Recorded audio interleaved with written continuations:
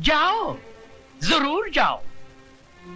आज तो हम सिर्फ इस शहर में बेइज्जत हुए हैं, कल हमें सारे मुल्क में बेइज्जत करो और परसों सारी दुनिया में, ताकि वो लोग जिनकी आज तक हिम्मत नहीं हुई थी इस हवेली की तरफ आंख उठा के देखने की, घर में घुस आए और हमारे मुंह पे थूके।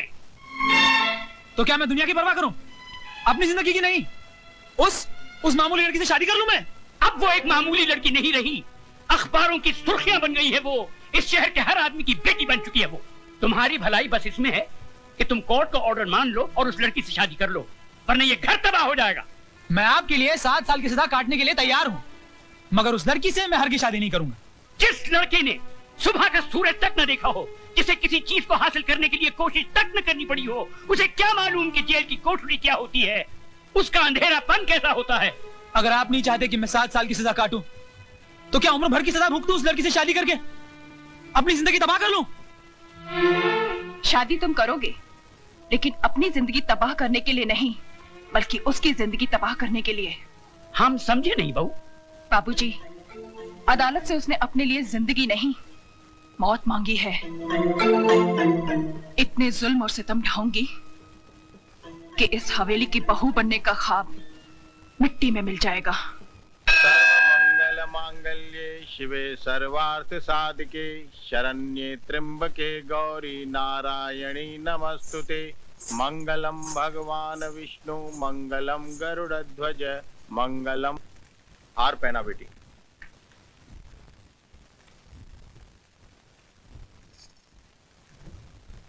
अपनी पत्नी की मांग भरो।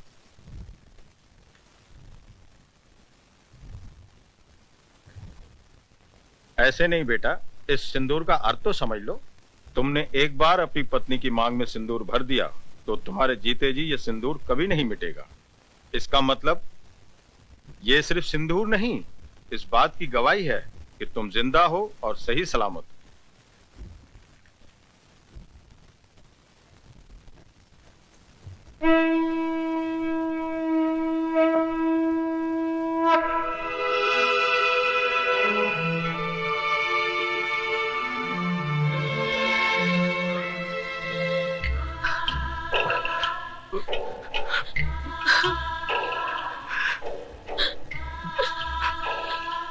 जा बेटी जा, मैं वाहिगुरु से झोली फैला के तेरी खुशियों की भीख मांग लूंगा। जा।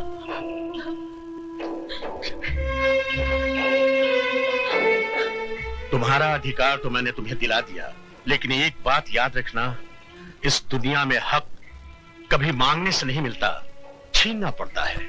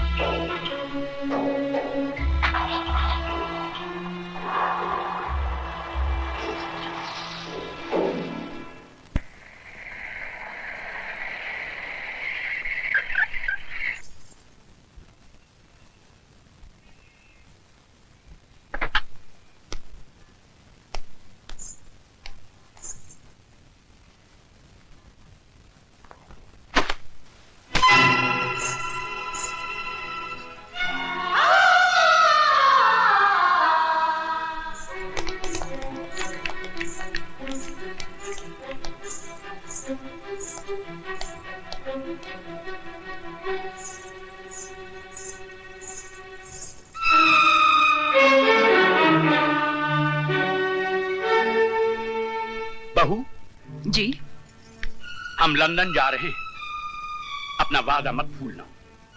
हमारे आने से पहले ये कूड़ेदान का कचरा इस घर से बहुत दूर होना चाहिए। आप फिक्र मत कीजिए बाबूजी, ऐसा ही होगा।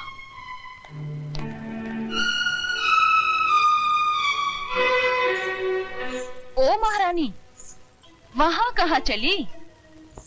जी मैं। रामू, जी मैम साहब। इनको जरा इनका महल दिखा दो। मुझे महल नहीं, मुझे मेरे पति के चरणों में जगह चाहिए। ओए होए, सती सावित्री की बात तो सुनो। लगता है बाप ने ठीक से समझा बुझाकर भेजा है कि उंगली पकड़कर पोंचा कैसे पकड़ा जाता है।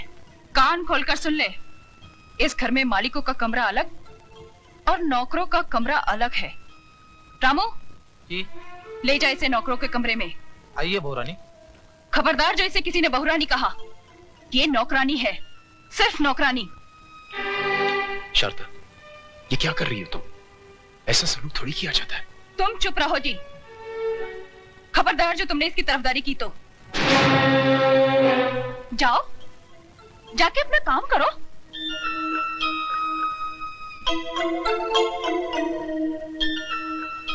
ए, मैंने तुझसे क्या कहा, सुना नहीं क्या?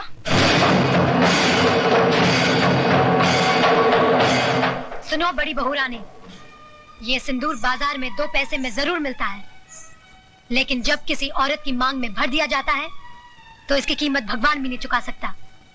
फिर तू क्या चीज है? मेरा कद भले ही 5 फुट का है, लेकिन मेरी जुबान 10 फुट की है और हाथ 20 फुट का। दोबारा तमीज से बात नहीं की तो उसी म्यूनिसिपालिटी के स्कूल में भर्ती करा दूंगी जहाँ तेरा बाप चपरासी है। तूने मेरे बाप को गाली दी? मैं तेरे बाप को गाली क्यों दूंगी?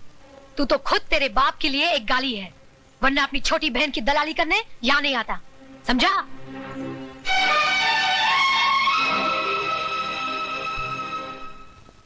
अयो स्वामी, आज खुशी का दिन है, फिर आपका बैटरी काय को डाउन है? ओए खोत्या, जिस बाप की एको एक बेटी उसके जिगर का टुकड़ा उससे दूर हो जाए तो वो रोएगा नहीं तो क्या भांगड़ा करेगा? देखो दारजी, हॉर्न का वायर ब्रेक में मत घुसाड़ो। अरे हमारा बहन कितना बड़ा घौर में शादी करके गया है। ये भी कोई शादी थी? मेरी बच्ची की ख्वाहिशें उसके दिल में ही रह गई। कैसे कैसे ख्वाब देखे थे उसने, बैंड बाजे के साथ उसका दूल्हा घोड़ी पे सवार होके बारात लेके आएगा, हजारों लोग उसके ब्याह में शरीक होंगे। इतना शोर ना शनाई, ऐसे बिना हुई बच्ची जैसे टोली में ले आरती में जा रही हो। दारजी, सदियों से माँ बाप के घर से बेटी ऐसे ही विदा होती रही है। आप तो सिर्फ दुआ कीजिए कि उस घर में खुश रहे।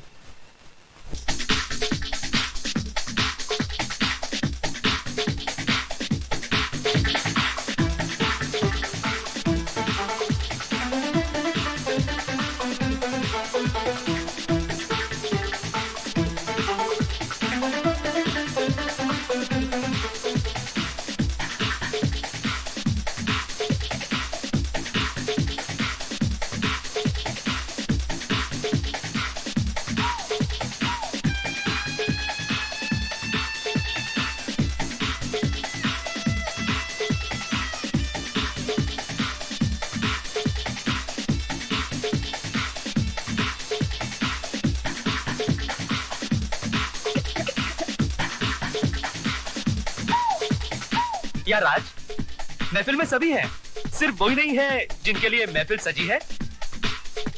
सुरेश, जूतों को पैरों में पहना जाता है, सर पर नहीं रखा जाता। अच्छा राज, हम चलते हैं, रात काफी हो गई है, फिर तुम्हारी सुहागरात भी है। हमारा शेर सुहागरात नहीं, सुहाग दिन मनाता है। और वो तो ये कब का मना चुका है, ये बात सारी दुनिया जानती है। राज, हंसी मजाक बहुत हो चुका है यार, अब तो भाभी को बुलाओ।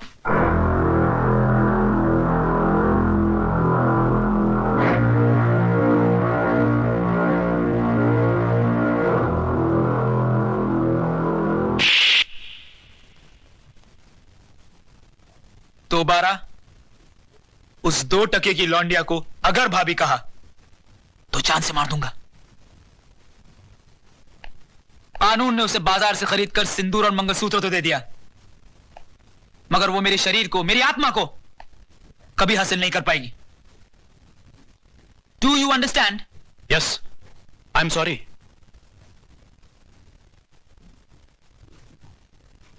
Then drink and dance.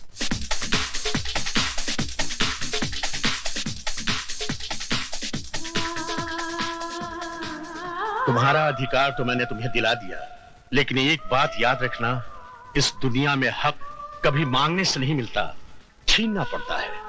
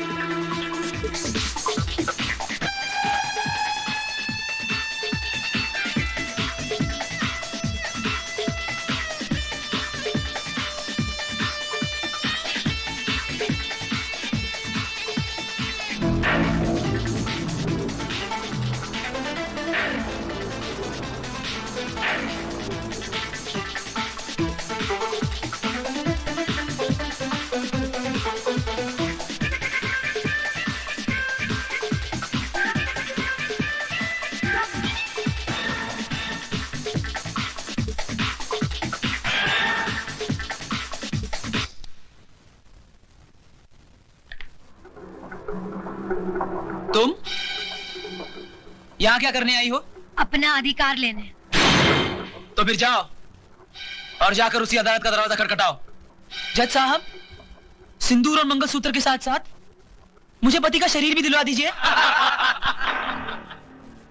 औरत अभी इतनी कमजोर नहीं हुई कि हर वक्त भीख मांगती रहे। वो छीनना भी जानती है। तो आगे बढ़ो और छीन लो राज को मुझसे।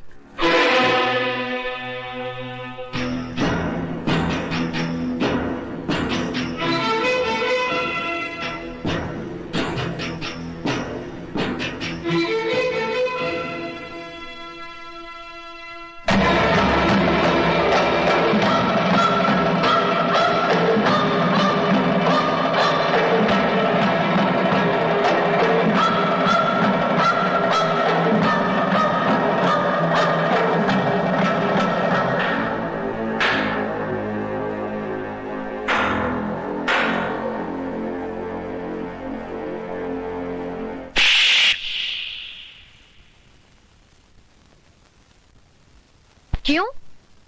आज मेरा चुम्मा इतना बुरा लगा? उस दिन तो बलात्कार करते हुए बड़ा मजा आ रहा था। मिस्टर हस्बैंड, मुझे भी तुम्हारे गले पड़ने या तुमसे शादी करने का कोई शौक नहीं था। गौर से देख लो मुझे। मैं हिंदुस्तान की अदालत की वो मोहर हूँ जो तुम्हारे माथे पे लगा दी गई है कि मैं तुम्हारी पत्नी हूँ और तुम मेरे पति। जब तक मेरी मांग में सिंदूर